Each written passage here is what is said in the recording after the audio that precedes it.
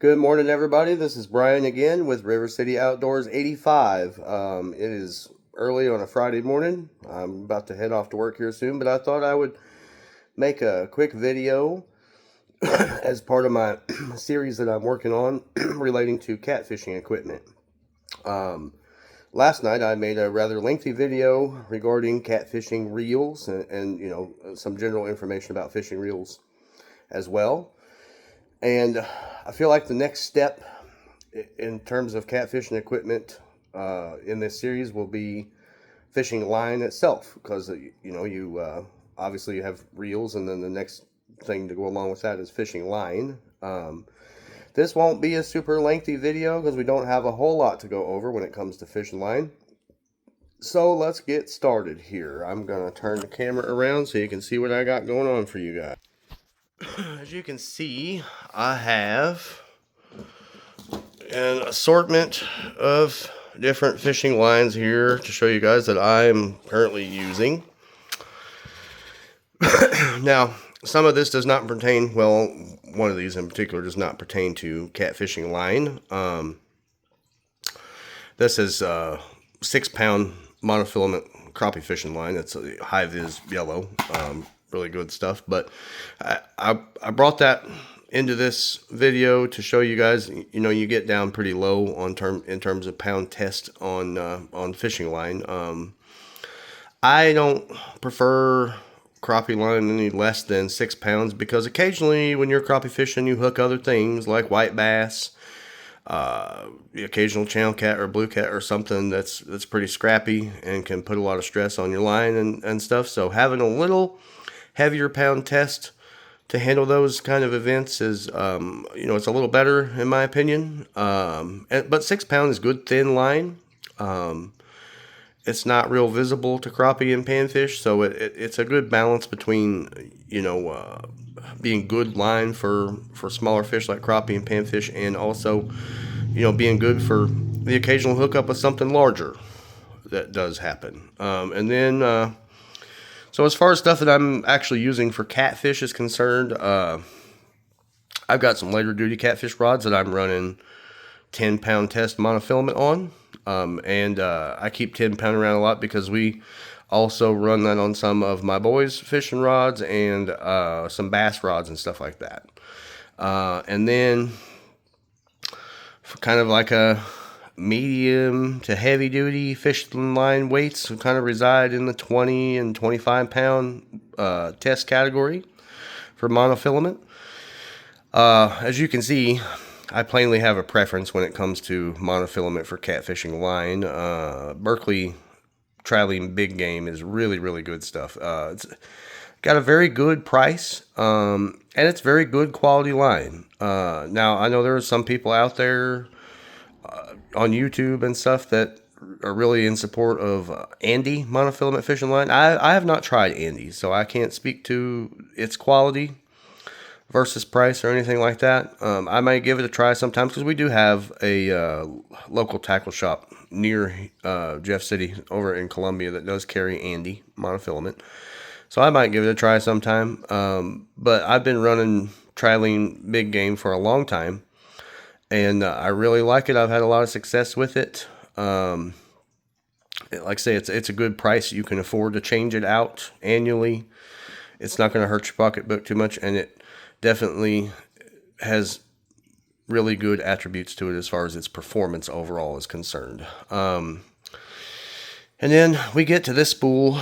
I don't regularly use a larger diameter, heavier pound test monofilament for like this 50 pound here in front of you for anything other than making leaders. This is 50-pound clear, and this is the sort of monofilament that I use for leader material, and I'll explain why here shortly. And then we go to a different style of line. Now, when I am fishing heavy current, like in the Missouri River, where I need some line that I don't have to worry about it snapping and breaking whenever I'm casting heavy sinkers and stuff like that, then I prefer a heavier pound test of braid. And since the reels I'm running are most of them, 4, 5, and 6,000 size spinning reels for catfish. Those reels don't lend themselves to being able to pack on a whole lot of, say, 50 or 60 pound monofilament. So because braid is smaller in diameter, for its weight, you can get, quite a bit more of it onto the same reel. So that's where I prefer braid, is in situations like that. Now, when I am using braid, like this 65 pound Daiwa J braid, which, by the way, 0.41 millimeter is essentially equivalent to 17 pound monofilament in most brands. So this is a 65 pound test line that is smaller in diameter, as you can see, than the 0.019. Well, that's not an equivalent. Let's see. Oh, there's the millimeter. Okay. We'll use this for an example. So this 50 pound mono is 0.71 millimeter in diameter, where this 65 pound braid is 0.41 millimeter in diameter. There's a good example, okay? 20 pound mono is 0.46 millimeter in diameter versus 0.41 millimeter for 65 pounds. So you can see the obvious difference in diameter versus pound test in regard to comparing monofilament lines with braided lines. So these are the kind of lines that I'm using for catfish. These are the most common lines that people use for catfish. There are some people that are using fluorocarbon lines for catfishing, particularly for making leaders, because fluorocarbon's so clear and all that. I have never seen the advantage to spending the extra money for fluorocarbon when it comes to catfish line. So I just use the most common line that's available, which is, of course, monofilament and braid. The majority of my applications, I'm using monofilament. And on my heavy power rods for fishing the heavy current rivers and stuff like that, that's where I'm using braid. So I don't buy nearly as much braid as I do monofilament. So we're going to go over here the differences, the pros and cons to both monofilament and braid, as these are the two most common types of fishing line that people are using for catfishing. We're going to, go over the comparison between the two, and then that way it'll give you guys some more information in case you're yourself on the fence about, you're setting up a new catfish rod and you're trying to decide, what type of line you want to use on your new rig. This will maybe help you guys along with help to making that decision. So we're going to start with monofilament over here on this side. As you can see, we have the pros listed first. Abrasion resistance. That's a big thing. Because when you're catfishing, you're usually fishing on the bottom, under the water surface on the bottom. And usually on the bottom, there's a lot of structure. There is rocks, and there is stumps and logs and, sticks and all sorts of things. Sand, all those things are abrasive materials on the bottom of a river or a lake. So having abrasion resistance is a good thing. Stretch, okay?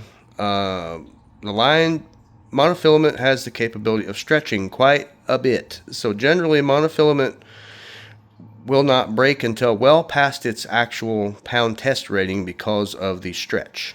Now, if you stretch the heck out of it, what happens is the diameter decreases, and now that line is weakened. So, any section of line that's really been stressed and stretched out a lot probably needs to be cut off. But, that's really not that big of a deal. The other pro to monofilament here is it sinks faster than braid. So, if you're tossing baits out and you're trying to get everything settled on the bottom nicely as quick as possible so you can get to your fishing, especially if you're on a limited time frame to fish or what have you, then, every little bit helps. So a line that sinks a little faster is, not a bad thing at times. It's not a major aspect of comparison, but it's one of those little, throw you a bone kind of things. Then we get to lower cost. There is no doubt whatsoever that monofilament is cheaper than braid. Braid is on the expensive side. Prime example here. This spool of 50-pound monofilament has 275 yards on the spool. It was right around $10. I bought that spool at Walmart here recently for, because I'm about out of my other spool. This is a 330-yard spool of 65-pound braid, and that's a $30 spool. So there's not a lot of difference in terms of how much more line is on this spool compared to that spool, but that spool of braid costs 3 times as much money as that spool of monofilament. So that gives you an idea of the cost comparison. And then if you look at, well, I bought this at a different bait and tackle store, not Walmart, because they didn't have any in 20-pound. It was a little higher. It was $11.29, but there's 650 yards of it on there, and there's 330 yards there. And again, the cost is still nearly 3 times as much. So monofilament definitely is lower cost. So you can afford to buy it more often, you can afford to buy more of it, and you can afford to replace it more often, which is a good thing, because monofilament is, and I actually didn't put that on my cons list. I should have. It is more affected, it seems, by UV light, light exposure out in the sun and stuff like that, than braid is. But part of the reason I didn't put that on my cons list is because that's not a really heavy consideration. Most people are storing their rod and reels at home in a storage shed or their garage or something like that, where they're not being exposed to a ton of UV light that's just, damaging your monofilament line constantly. So it's not as much of a consideration, if you ask me, or in my opinion, rather. Now, monofilament, it is smooth, it's slick, and it does cast well. You can't take the fact that it casts well away from it. It may not cast as well as braid, and I'll explain why braid casts better, but it still does cast well. So that is a pro to monofilament. Now we get to the cons on monofilament real quick. Monofilament's larger diameter. Okay. For its pound test, as I've already shown you, it is larger diameter for its pound test than braid is. So that is a con to it. Now, other con is memory. You can get bends and stuff in your monofilament, and they kind of stay there. And that's kind of a pain at times, because it can cause monofilament, the little bends and things that stay in that line can cause kinks and such, and that can be a pain in the butt. So, memory is not necessarily a good thing. And then the last is, in comparison to braid, monofilament doesn't cast as well as braid. And that's kind of something we've touched on a little bit. Because it is larger in diameter, and we know that in general, larger diameter line does not cast as far as smaller diameter line does. Now, both mono and braid are slick line, because braid is usually coated with like a slick coating that helps it cast smoother. So both types of line cast well. They both cast smooth. But in general, if you were doing a side-by-side comparison between, like, say, 20-pound mono and 20-pound braid, the 20-pound braid is going to cast further because it is smaller in diameter. So that's where we come up with the con that doesn't cast as well as braid. Now, we're going to go to the braid side. We're going to look at the pros there. Now, that one's kind of bled together a bit, and I'm sorry about that if it's difficult to read, but no memory is the top one. Braid doesn't have memory. Braid always lays nice and straight. Braid doesn't take on shapes after it's been on a round spool or anything. It'll still lay out nice and flat. So you don't have little kinks in it and stuff, so that's great. And then, of course, the smaller diameter, we've been over that. That lends itself to further casting and smoother casting and stuff like that. So that leads up to the next one, which is, of course, casts better. It casts further and it casts smoother in general than monofilament does, because it is smaller in diameter and it's got a nice slick coating on it. The next pro is that braid is very strong, especially for its diameter, and that is true. If you compare, diameters of equal size, braid is going to be stronger than monofilament. So that is a pro to braid. Now, when we get to the cons on braid, less abrasion resistance. Braid is more susceptible to abrasion by far than monofilament. So braid, can get nicks and frays and stuff in it if it's up against rocks and sticks and logs and things like that a lot faster than monofilament will. And it suffers a lot heavier than monofilament does if it does get damaged. If monofilament can have a little nick in it, and because it has such stretch capability and abrasion resistance, you can still haul a fish in with a slightly damaged bit of monofilament. Whereas with braid, that may not be the case, because it may just come on apart and unweave itself and so forth if you get like a nick or a cut in it. The other con to braid is no stretch. Okay. Now, there are instances where no stretch is definitely a bad thing.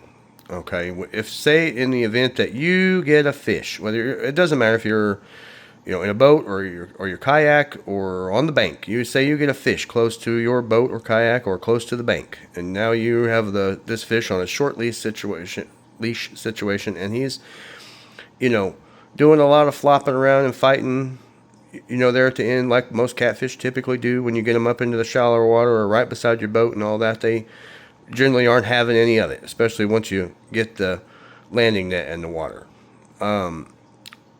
Having that capability to stretch makes monofilament better in those situations, because when you're in that short leash situation, that fish is putting as much pressure and resistance on that line as he can possibly conjure up in an effort to, escape the final stage of being landed. So what can happen with braid, because it doesn't stretch, is when that fish is putting more pressure and resistance on that line, it can cause the line to break, or it can cause the hook to pull out the fish's mouth.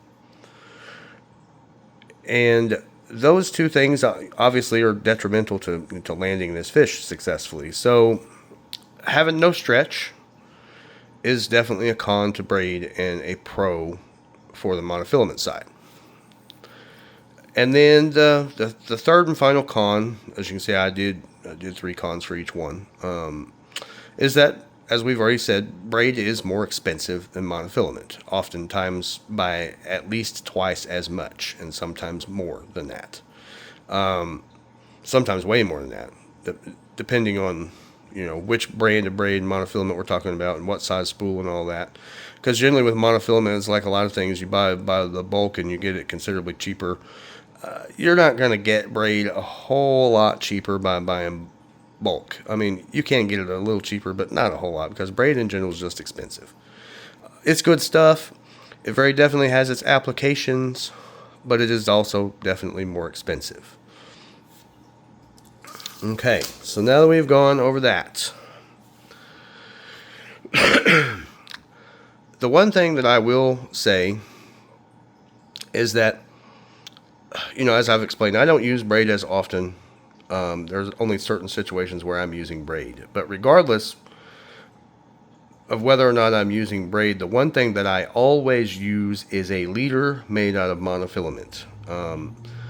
I always use leaders when I'm catfishing. I always have my main line, whether it be monofilament or braid, tied to a swivel. And then on the other end of that swivel, I have a leader made out of monofilament tied to that swivel. And that's where my hook is tied to. The reason why I always use a monofilament leader instead of a braid leader is because of the abrasion resistance. The leader is the part of your fishing setup for your catfishing rig that takes the most abuse when it comes to making contact with a fish's mouth or underwater structure and things like that. The leader takes the most abuse generally. So you want the tougher of the two lines being used when it comes to making leaders. So in the applications, which are fewer, where I am using this 65-pound Iowa J braid, I am not using that as leader material. I'm generally using something like this 50-pound trilene for leader material. Now there is one other thing that I will mention in comparison between these two products. And I didn't put it on the pros and cons list because it's more subjective than it is, an actual factual pro or con. It depends on your preference, and your skill level when it comes to tying knots. Monofilament generally is easier to tie knots with, okay? Especially the type of knots that require some slippage in the process of getting that knot tied securely. Like, say, when it comes to like a clinch knot or an improved clinch knot, where you have wraps on that knot, or on a snell knot where you also have wraps. When you tighten and secure that knot down, those wraps have to slide on that line. And they don't do that as well and as easily with braided line as they do with monofilament line. So in general, there are only certain knots that you can successfully tie with braid in comparison to monofilament. You can tie a wider variety, at least in my opinion, of knots with monofilament than you can with braid. So that is a consideration. So when you're using braid, you do have to be kind of picky about what kind of knots you're using. So generally speaking, when I'm using monofilament, say I have a monofilament main line coming off my rod, and I'm tying that line to a swivel, okay? I just use an improved clinch knot. It's a very good strong knot. It's easy to tie. It's easy to tie in the dark. Good knot. Never had any issues with it. And I always use a bead between my knot and my sinker when my sinker is sliding on my main line, or when my sinker slide is sliding on my main line. If I'm using a sinker slide, I always use a bead to cushion my knot, which is something that, in my opinion, you should be doing all the time anyway. And I am going to go over that sort of thing in another video involving catfish rigs in general. Excuse me. You should always be protecting those knots, because that knot's what's holding your main line to your swivel, or your leader line to your swivel, or whatever the case may be. Improved clinch knot, not really an easy knot to tie successfully with braid. Usually when I'm tying a main line to a swivel, I just use kind of an inline knot, if you will. Nothing fancy. I'm not snelling or anything like that. So a very good inline style knot that you can do with braid for your swivels is the Palomar knot. And braid lends itself very well to tying Palomar knots. Palomar is a very good, strong knot. And there are other knots out there that you can learn, or that you may be already using to tie braid to swivels and things. Now, some people do use braid for a leader line or tie hooks directly to braid. It's not something that I recommend. And it's not something that a lot of professionals, if you will, recommend either.